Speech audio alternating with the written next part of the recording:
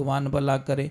जब आप नींव डालते हो, मकान बनाने की नींव डालते हो, तो नींव की पूजा करने वाले तो आ जाते हैं।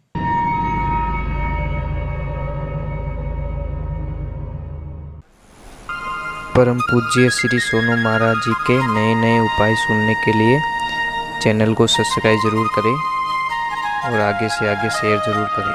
भगवान भला करे। जब आप नींव डालते हो, मकान बनाने की नींव डालते हो, तो नींव की पूजा करने वाले तो आ जाते हैं। ये सारी चीज़ें बता देते, ये लेके आओ, ये लेके आओ, ये लेके आओ। परंतु नींव की स्थिति क्या होनी चाहिए? मकान की हो, चाहे फैक्ट्री की हो, चाहे ऑफिस की हो, कोई भी नींव डालो तो नींव के अंदर क्या होना चाहिए, नींव कितनी गहराई होनी चाहिए, ये कोई बता सकते हैं क्या? तो जानते हैं तो भी कई लोगों को बताते नहीं। आपको पता नहीं है कि जिस आदमी के नाम का प्लॉट है, जिस आदमी के नाम से वो कार्य शुरू हुआ है, उस आदमी की जो हाइट होती है, जैसे 5 फुट 3 इंच हाइट है, तो जहाँ पे नींव का मुहूर्त किया जा रहा है वो कम से कम 6 फुट की नींव होनी चाहिए, मतलब 9 इंच ज़्यादा होनी चाहिए आदमी की हाइट से। ये लाइफ में ध्यान रखें। मैं वापस समझा रहा हूँ आपको। जहाँ पे नींव का मुहूर्त करना हो, नींव का जो मुहूर्त करते हैं, शिला रखते हैं, उसमें जिसके हाथ से मुहूर्त किया जा रहा है, जिस मालिक के हाथ से मुहूर्त किया जा रहा है, उसकी जगह उस नींव की गहराई जो होती है, गहराई जो आदमी की हाइट से 9 इंच ज़्यादा होना। दूसरी जगह कम होगी तो चलेगा। कई लोग बोलते पत्थर आ गया तो पत्थर को तोड़ दो भैया, कैसे भी करके तोड़ दो, मुहूर्त की जगह आदमी की हाइट से ज़्यादा होनी चाहिए। ये ध्यान रखें। मैं दूसरी जगह में ये नहीं कहता कि बहुत बड़ी फैक्ट्री है और 500 फुट लंबी है, 500 फुट लंबी को इतनी लंबी कर दो, इतनी गहरी कर दो। नहीं, इतनी गहरी नहीं करनी। जहाँ पे नींव का बाहर लग रहा है तो इतनी आप गहरी कर लीजिए। दूसरे नंबर एक बात अवश्य, जहाँ पे नींव डाल रहे हो, नींव के अंदर तुलसी की मंजरी डालना जरूरी है। तुलसी की मंजरी डालने पर हजारों जो समस्याएं बाधाएं होती है वो खत्म हो जाए। तुलसी की मंजरी जानते नहीं। कई लोग बोलते महाराज मंजरी क्या होती है? तुलसी के पत्तों के ऊपर जो डंठल निकलता है, बीज निकलता है, उसको मंजरी कहते हैं।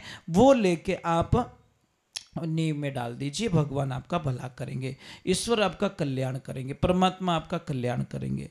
ये ध्यान रखें। चलो हम आगे की तरफ जाते हैं। एक भजन और सुना देता हूँ, फिर हम आरती करेंगे। डाल दीजिए, दूध में डाल दीजिए आप, वो रहेगा अलग अलग दिखेगा।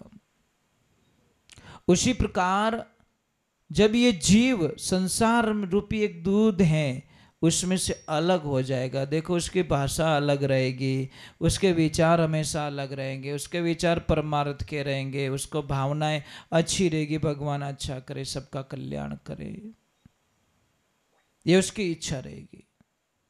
तो हम लोगों को क्या करना है? इसलिए प्रहलाद जी, महाराज नरसिंह जी भगत ने अपने गुरुदेव आए थे, दुकान पे बैठे थे नरसिंह जी, बहुत पैसा था, इतना पैसा था कि पैसों के अलावा उनको कुछ दिखता ही नहीं था, बस पैसे पैसे पैसे। माया ने इतना जाल फैला रखा। गुरुदेव ने बोला माया से पीछा छुड़ाना हर किसी के बस की बात नहीं है भैया, बहुत मुश्किल होता है। गुरुदेव ने बोला नरसिंह जी क्या कर रहे हो? कि बस बैठे आनंद ले रहे हैं। कि यहाँ के तो लिए आनंद कर लिया, आगे के लिए कुछ किया कि नहीं किया? कि ये सब आगे के लिए ही तो है। अरे ये साथ में जाने वाला नहीं है। तो नरसिंह जी ने बोला कैसे नहीं जाएगा, मैं सारी चीज़ें खरीद लूँगा, जो भी साथ में जाता वो चीज़ को खरीद लूँगा, मैं साथ में ले जाऊँगा। गुरु महाराज ने ध्यान दिया कैसे, तो ये मानने वाले गुरु जी होते हैं, तर्क से समझाते, ध्यान रखना, तर्क होता उनके पास में। तो गुरु महाराज ने बोला कि कोई बात नहीं, जब ये धन, ये गाड़ी, ये बंगले, सारे हीरे पन्ने जब साथ में लाओ ना, एक छोटी सी चीज़ है मेरी भी लेके आना। क्या बोलो गुरुदेव मेरे पास बहुत संसाधन है, मैं सारी चीज़ें ले आऊँगा। तो गुरु जी ने बोला कि ये मेरी सुई है, इस सुई को साथ में लेके आ जाना। नरसिंह जी ने रख ली अपनी दुकान पे। उन्होंने बोला भाई सर देखो मैं धंधा करता हूँ, सिलाई का धंधा करता हूँ, दर्जी का काम है मेरा, मैं सिलाई का धंधा, मैं सारी चीज़ें तो ले लूँगा, अपनी सुई भूलने की आदत बहुत है, इसलिए आप लेके आना और वहाँ पे भी अच्छे से कपड़े सिएंगे। नरसिंह जी ने बोला कोई बात नहीं, ले आऊँगा, और कोई काम हो तो बोल दो और वो भी ले आऊँगा। गुरु जी ने बोला खाली सुई ले आना बस, दूसरा तो हम काम समेट लेंगे। गुरु होते न गुरु, गुरु समान कोई नहीं दाता, सार शब्द सतगुरु के मानो, सत्य में जाए समाता। अरे इस गुरु जग में गुरु समान कोई नहीं दाता, गुरु देने वाले होते हैं।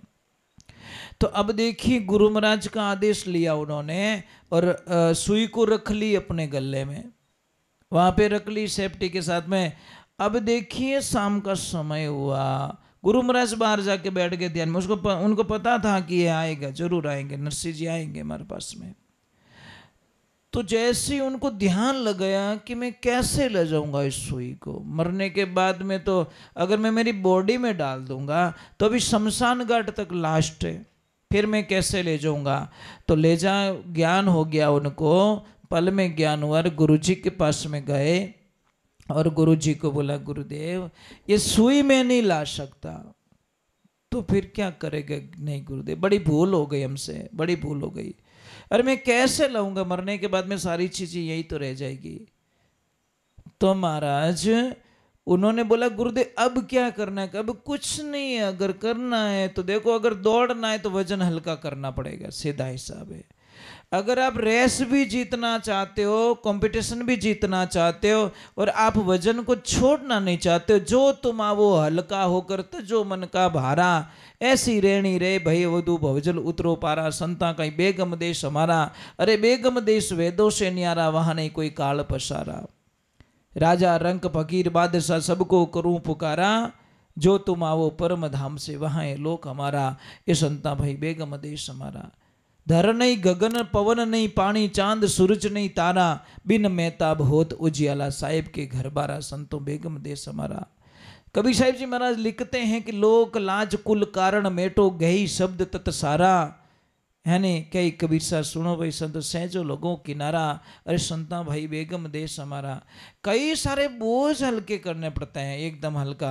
एक खिलाड़ी वही तो जीतता है, आपको बताएं, आपको बताएं, देखे जो रनिंग में दौड़ता है ना खिलाड़ी, कोई भी हो, कोई भी कंपटीशन में दौड़ता है, उसके तन पे कम से कम मतलब ड्रेसेज होती, कम से कम मतलब हल्की ड्रेस होती है, ताकि वो फ्री में दौड़ सके। अभी उसको बढ़िया अच्छा सा टाइट एकदम जींस का पैंट, बढ़िया कोट, बढ़िया स्वेटर, बढ़िया भारी भारी जूते, ये सारी चीज़ें अगर उसको पहना ली जाए तो मुझे लग रहा है कि मतलब वो बैक साइड में रहे। तो ये हमारे दिमाग में भी बहुत सारी चीज़ें हो जाती हैं, हम दौड़ना चाहते, सब कुछ करना चाहते, पर नहीं पहुंच पाते।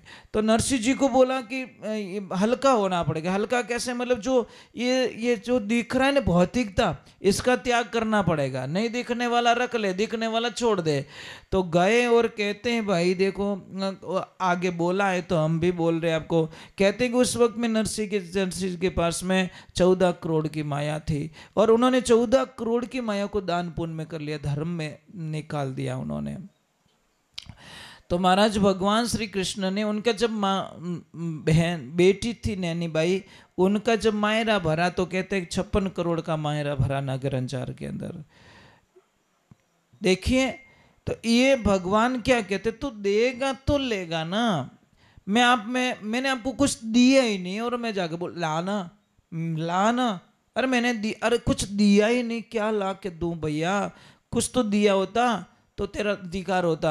हम धरती माता को कुछ देते ही नहीं, बीज बोते ही नहीं है और बोते नहीं, और उसमें बोलते हैं कि धरती माता कुछ देती नहीं है।